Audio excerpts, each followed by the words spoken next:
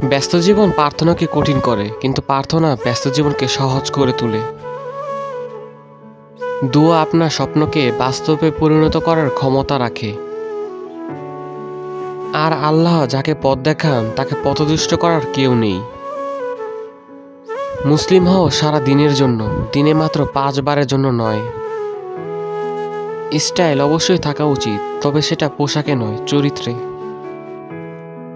হিংসা মানুষকে সেইভাবে ধ্বংস করে যেভাবে মরিচা লোহাকে ধ্বংস করে।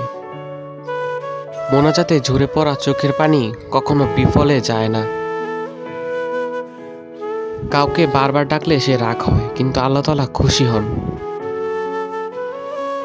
হালাল কাজে কোনো লজ্জা নেই, সেটা হোক রাজমিস্ত্রি কিংবা বাদাম বিক্রি। পৃথিবীতে সব সম্পর্কের শেষ আছে, কিন্তু বান্দার সাথে আল্লাহ তাআলার সম্পর্কের শেষ নেই। এতিমকে গলা ধাক্কা দিও না, কারণ আমি নিজেই এতিম ছিলাম। হযরত মুহাম্মদ সাল্লাল্লাহু আলাইহি ওয়াসাল্লাম।